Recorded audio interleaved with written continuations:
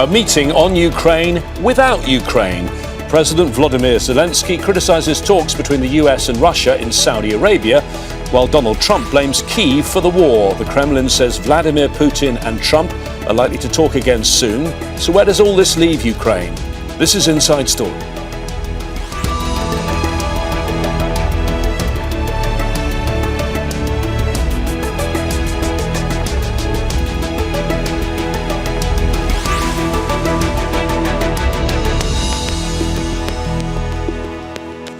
Hello again, I'm James Bays. High-level US and Russian delegates gathered in Saudi Arabia's capital to discuss the war, the first meeting of its kind in 3 years.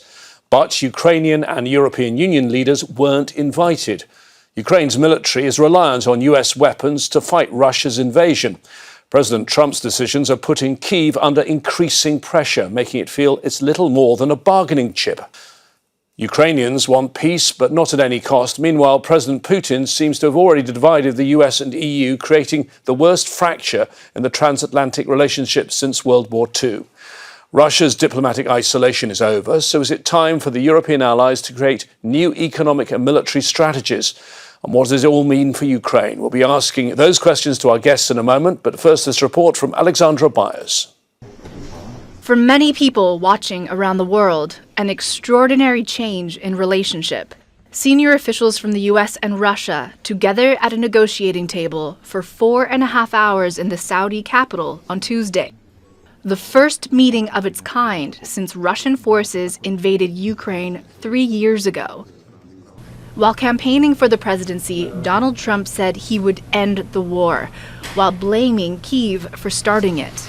This could have been settled very easily. Just a half-baked negotiator could have settled this years ago without the loss of much land, very little land, without the loss of any lives. Neither the Ukrainian president nor European leaders were invited to the meeting in Riyadh, a move that's angered many. Volodymyr Zelenskyy postponed a planned visit to Saudi Arabia on Wednesday, saying he didn't want to legitimize the talks. All of this definitely doesn't have a positive impact on Ukraine. They're letting Putin out of isolation, and I think Putin and Russia are really happy because they're involved in discussions, and yesterday there were signals that they are the victims. That's something new. Even so, the US is pushing ahead, announcing plans to create teams for peace talks. Washington says it will continue consulting Kyiv and Brussels, but direct negotiations will only be with Moscow. And it's made clear that all options are open. In order to bring an end to any conflict, there has to be concessions made by all sides. We're not going to predetermine what those are. The US has floated Russia keeping Ukrainian territory it seized, the lifting of sanctions on Moscow and its readmission to the G7, and the blocking of Ukraine's long-sought membership of NATO. President Trump was the first, and I think the only Western leader who has publicly and loudly said that one of the root causes of the Ukrainian situation was the impotent line of the previous administration to draw Ukraine into NATO. No Western leader has said that, but he said it repeatedly. Both the Kremlin and the White House say a meeting between Presidents Trump and Putin is planned for the next month or two. All while the war continues on the ground. After 3 years of fighting, it's officially claimed 150,000 lives. But international monitors agree the actual death toll is likely to be much higher. Alexandra Byers, Al Jazeera for Inside Story. Well, let's discuss all this further with our guests today on the programme. In Washington, D.C., Anatol Lieven, director of the Eurasia Programme at the Quincy Institute and a member of the Valdai Club, the Russian think tank. In Moscow, Andrey Kortunov, political analyst, author and former Director General of the Russian International Affairs Council. And in Düsseldorf in Germany, Mattia Nelles, political analyst and CEO of the German-Ukrainian Bureau, a think tank. Thank you, all three of you, for talking to us. Pretty important developments with regard to Ukraine. Anatol, let me start with you. How significant is what we've seen in Riyadh, not just for Ukraine, but for the global order?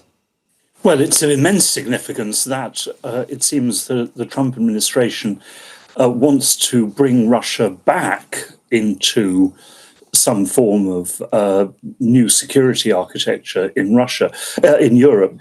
I mean, if that can be achieved, it would be transformative, because this is something that Russians, and not just Russians, I mean, many Europeans as well, have hoped for since the end of the Cold War, but have not achieved. But of course, this depends on the success of the peace negotiations on Ukraine. And there is an enormous amount which is still not clear.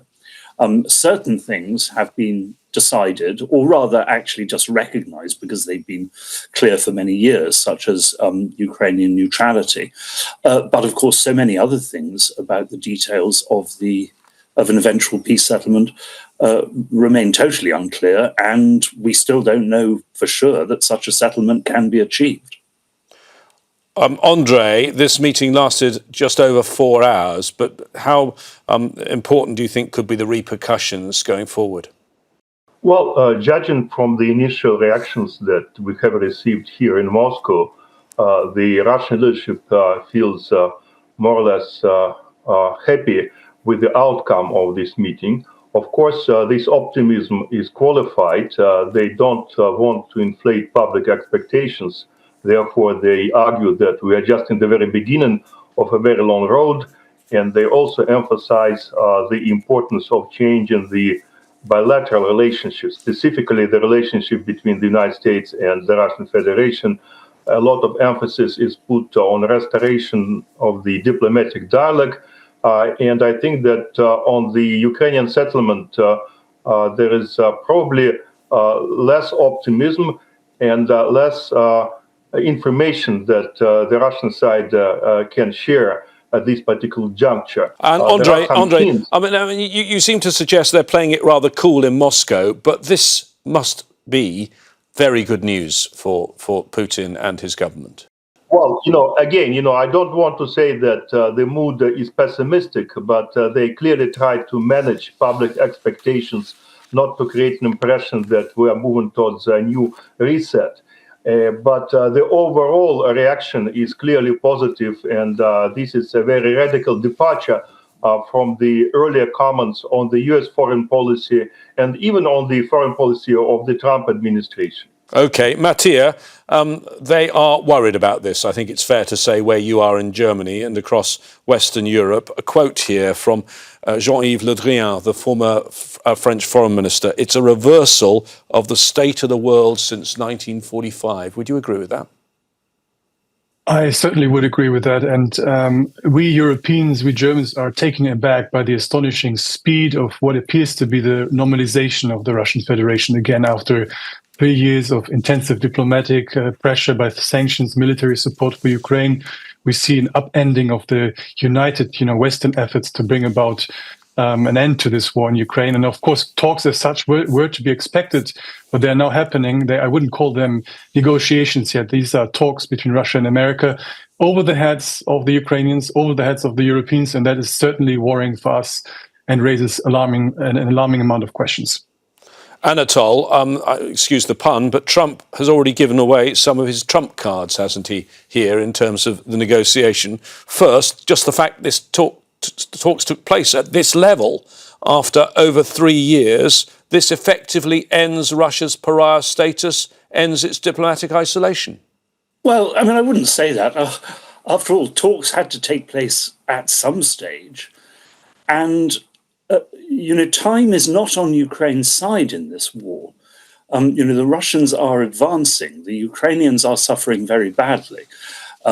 There is a risk, though we don't know how heavy, but it has been discussed by Western analysts, of Ukrainian collapse. So if you're going to decide on peace talks, there's no point in spinning them out. You might as well, start them at a high level and get on with them. But I think also some of these European fears are greatly exaggerated. I mean, from 1945 to 1991, Ukraine was part of the Soviet Union, and Soviet forces were in the middle of Germany. 50 miles from the Rhine and the French border. I mean, nobody is thinking that we're going to go back to that. This will end with a compromise over Ukraine. By the way, I think it's also worth saying that, of course, any imaginable settlement now, unless, of course, Ukraine does collapse completely militarily, will be far, far short of what Putin hoped for when he launched this invasion in 2022, both in terms of control over Ukraine, but also in terms later of Russian territorial ambitions. But Anatol, he keeps, we think, at least some territory, possibly all the territory. So his invasion is being rewarded. That is not a principle that we normally have in international law, is it? I mean, the UN Charter says you're not allowed to invade other people's countries. So what did we do against Turkey when it invaded Cyprus in 1974? Did we even expel it from NATO? No, we did not. The thing is, if you want to expel Russia from the territory it has taken, the Ukrainians have to win on the battlefield and drive the Russians out, which they can't do. And if they go on trying to do it, they will eventually destroy themselves. Or, of course, we can go to war with Russia. But every NATO government, including the Biden administration and all the Europeans, have said that we're not going to do that. So at some stage, one simply has to recognize reality. Mattia, your take on that? Recognising reality, that's what's going on here. But that, yet again, these were talks with no Ukraine. OK, the very, very first round, but no Ukraine even invited to the talks. I fundamentally disagree with Anatol here, because this war is not just about Ukraine. It's about, the European peace order, which now lays in shatters, obviously. And if to reward Russia by accepting, maybe even de jure accepting, forcing Ukraine to accept the occupation and annexation of some of its territories would completely destroy what's left of the European peace order. And this war is not just about Ukraine, it's about us, it's about principles of changing borders by force. So that's why it's important to repel the Russian aggression.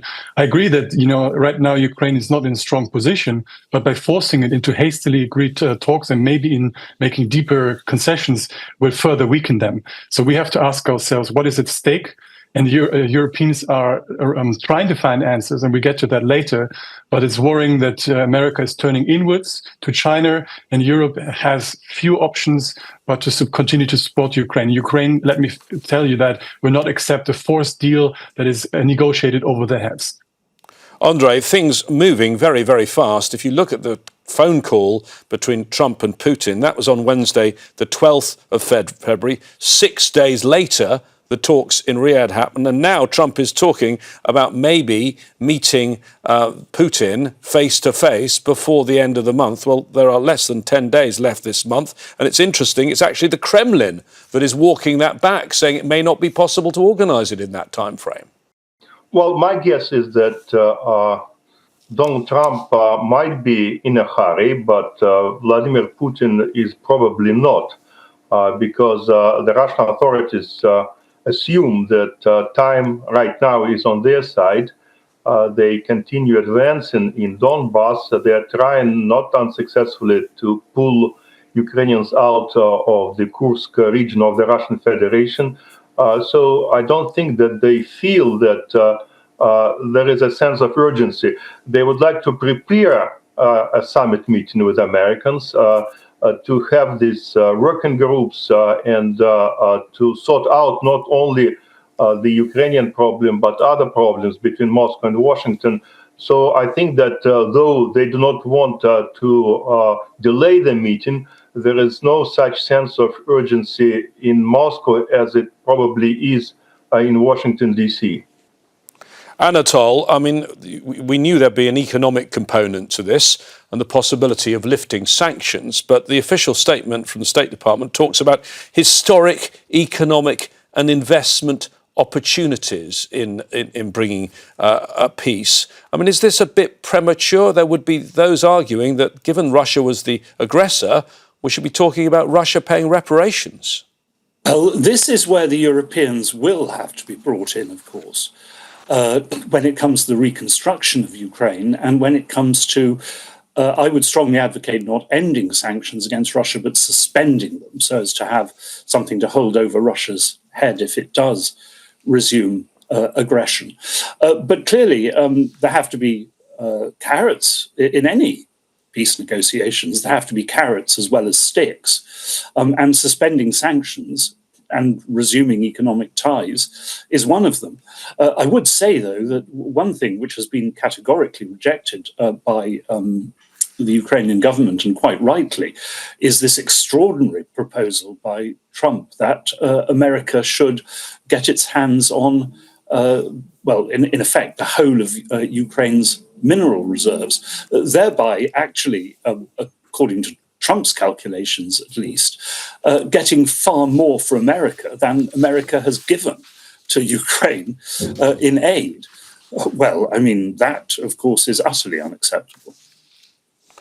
Your view on that, Mattia, the mineral plan. I mean, I was in Munich at the security conference of the weekend. Some Europeans were saying to me this amounts to extortion. A quote here from the former Swedish Prime Minister Carl Bildt: blatant exploitation. It certainly looks like it, and Zelenskyy has no mandate to sign away 300 billion or 500 billion worth of Ukrainian minerals and rare earths, some of which are on Russian-occupied territories. So this, even for paying for past or already delivered aid, that's a non-starter.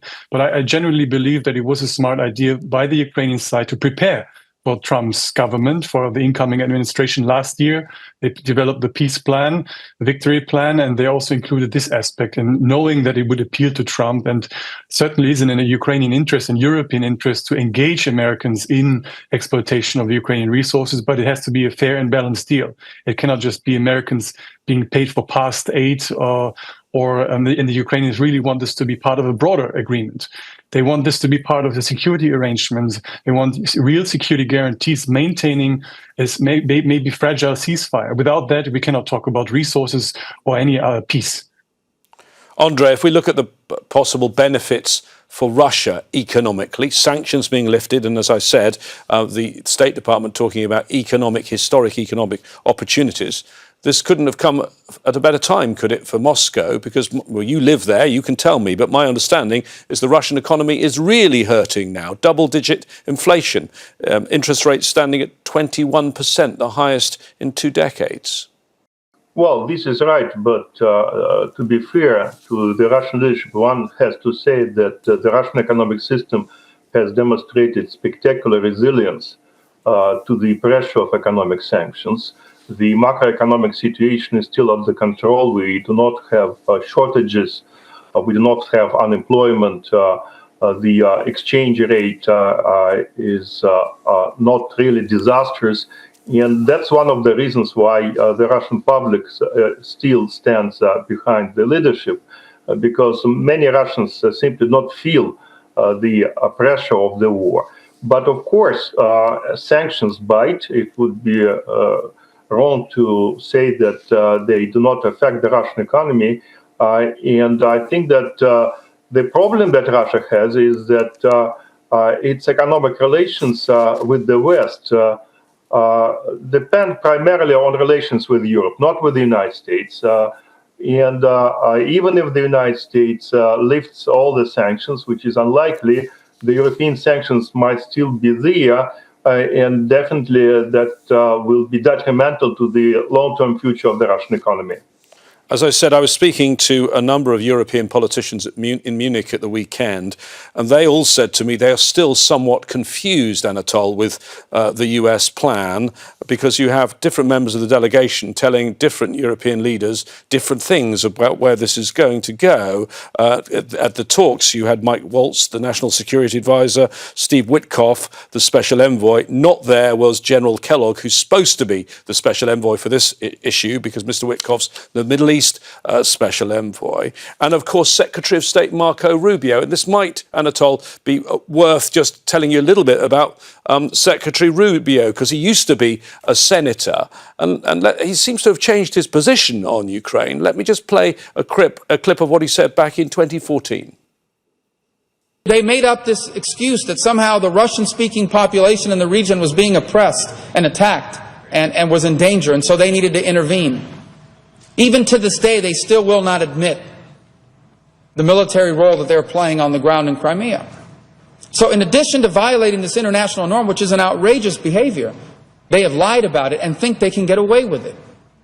And the point that I'm making is, if in the 21st century, a country is allowed to invade a neighbor, lie about it, and lie about the reasons for it, and they can get away with it without significant costs, we have created a dangerous precedent. Anatol, I mean, can you see why some of the Europeans are confused? Because they are getting different messages, not just historical messages from Senator Rubio, but I'm told getting different messages from different members of the Trump team. In the end, is it only Trump that matters? Well, I mean, firstly, in response to Rubio's statement, which you just quoted, I mean, every one of those things could have been said about the US invasion of Iraq. So let's, not pretend that Russia is unique in international aggression and defiance of international law. But as far as the Trump administration is concerned, well, I mean, there are two possibilities, both of which, by the way, could be true. The first is that, as we saw very much in the first Trump administration, it is a mess. It's dysfunctional, chaotic. You have different people with different views clashing with each other. A more positive look at it would say that there's an element of playing good cop, bad cop. Some of them say, we need good relations with Russia quickly. Others say, but if Russia is not, actually willing to make peace, well, we can intensify sanctions and so on. I mean, if that's what they're doing, then of course that's classic negotiating behavior. Andrey, one of the things that wasn't mentioned publicly in Riyadh, but we're hearing privately, is a possible part of the plan is after an initial ceasefire, getting Ukraine to have elections. Now, I assume that is going to be something that will be welcomed in Moscow, where they keep criticising or questioning the legitimacy of President Zelenskyy because his official term has run out. That's exactly right. If you look at the official Russian narrative, they argue that since the term of Zelenskyy expired last year, Zelenskyy can no longer sign any agreements on behalf of Ukraine. And before entering any deal with Kyiv, the Russian side should be sure that the Kyiv leadership is legitimate. That's why they insist on elections prior to signing any kind of political settlement with the Ukrainian leadership. Of course, we'll understand that it is very difficult to have elections right now, but maybe there is a possibility to have elections between a ceasefire and some kind of a final peace agreement. Mattia, what does Zelenskyy do now? He tried initially, after Trump took office on January the 20th, to be very diplomatic. That changed this week in Munich. He was much tougher, saying he didn't like what was going on. Since Riyadh, he's now said that Trump is living in a disinformation space and a circle of disinformation. But then Trump is also attacking him and oddly saying that it was his fault that the war started in the first place. What does Zelenskyy do now? It's utterly disturbing to hear Russian narratives spewed and repeated by the US president. Wrong claims, 4% approval rating, Trump said Zelenskyy has. That is absolutely wrong. This is really what we know studying Russian propaganda is what is being repeated. So it's worrying for Ukraine. Has a weak hand, and it has to play this weekend very well. It has to connect with the Europeans and make sure that Ukrainians are not against elections. Europeans are in favor of elections, but the conditions have to be there in order to execute those. And the conditions are not yet there. And in Germany, in the US, I guess it would be the same. Under martial law, elections are very difficult to uphold. And that means millions of people had to flee the country.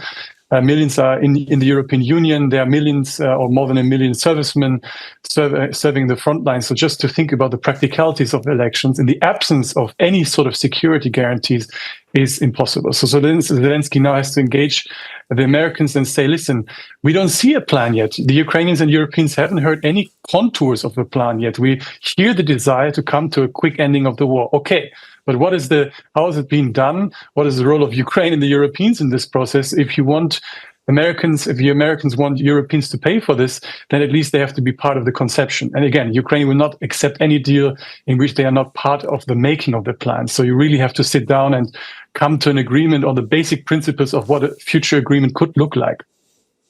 Anatol, I think we'd all agree that Zelenskyy now has a very, very weak hand in negotiations. He is going to have to rely on the Europeans.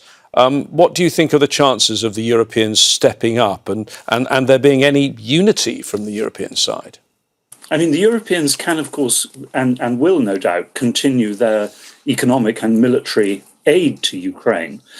But, the Paris meeting, where Macron was, trying to propose a European peacekeeping force for Ukraine, was I'm afraid, complete failure, because the other European countries, including even Poland, which is Ukraine's biggest supporter, simply said that they would not provide troops, or others, including Starmer, the British PM, said they would only do so if this force was guaranteed by the Americans, which the Trump administration had already said America would not do. So the European options are now limited. But as I say, I mean, the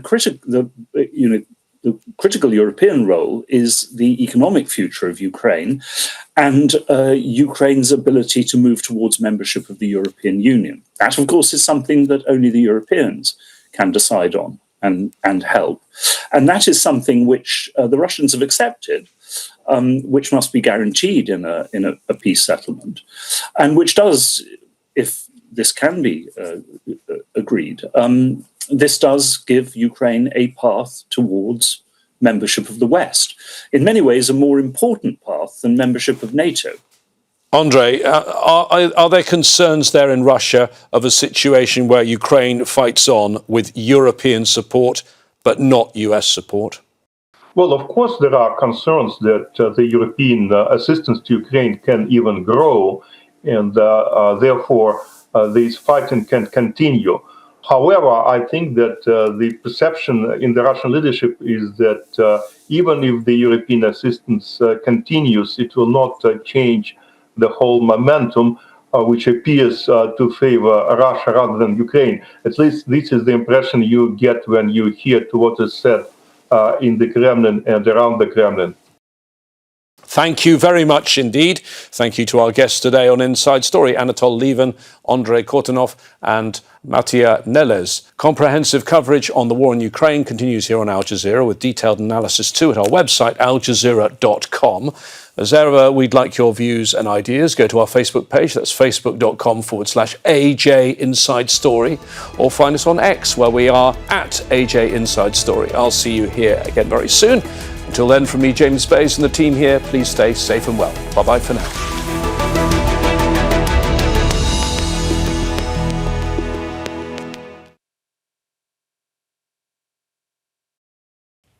Make sure to subscribe to our channel to get the latest news from Al Jazeera.